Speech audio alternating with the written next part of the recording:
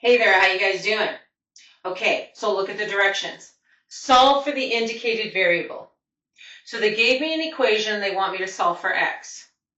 Now, notice this equation has nothing but variables in it. So you have to stay very focused.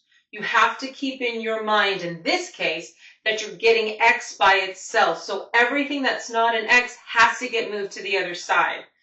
And since there's no numbers in here, your answer is going to look a little wonky, so to speak. Are you with me? That's okay. Let it look that way. It'll be fine. So we're solving for x. We need x by itself. What's the first thing we're going to get rid of? The m or the b? Good, the b. And how are you going to get rid of it? You're going to subtract b on both sides. And some of us who are visual might want to write those little steps down. They're extremely helpful. So when you do that, on the left, the y was there first, and you're subtracting b from it, equals m times x, because these guys drop out, right? Okay. Stay focused. What are we solving for? We're solving for x. So now what? Get rid of the m. By what operation? You have to divide by m. Just the right side and the left side.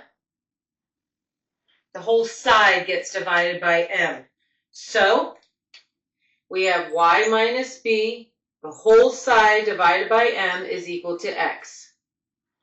Stay focused. Is the x by itself? Because that's what they wanted us to solve for. It is. So are we technically done? We are. You're like, yeah, but I can't. You're right. You can't combine anything. You can't divide anything. That's your answer.